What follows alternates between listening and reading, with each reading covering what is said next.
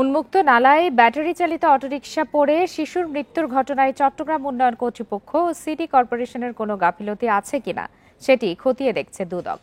দুপুরে নগরীর কোতোয়ালির মোড়ে সিডিএ ভবনে এবং টাইগার পাসে চসিকের কার্যালয়ে গিয়ে তথ্য সংগ্রহ করে দুদক। এ বিষয়ে দুদকের সহকারী পরিচালক রিয়াজ উদ্দিন জানান, সম্প্রতি খালে পড়ে শিশু মৃত্যুর ঘটনায় চসিক ও সিডিএর কোনো গাফিলতি আছে কিনা তা যাচাই করছেন তারা। বান্ডেল থাকলে প্রতি সেনমানিতে টাকা বাঁচবে।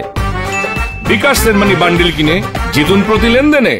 শিশুর মৃত্যুর ঘটনায় সিডিএ কেন তদন্ত কমিটি গঠন করেনি সেটিও যাচাই বাছাই করা হচ্ছে।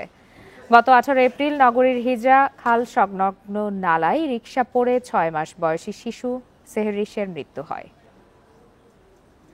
খালে একটা বাচ্চা মারা যাওয়ার প্রেক্ষিতে যে সিটি কর্পোরেশন এবং চট্টগ্রাম উন্নয়ন কর্তৃপক্ষের কোনো দায়িত্ব আছে কিনা এই বিষয়টা মূলত আমরা যাচাই করার জন্য আসছি।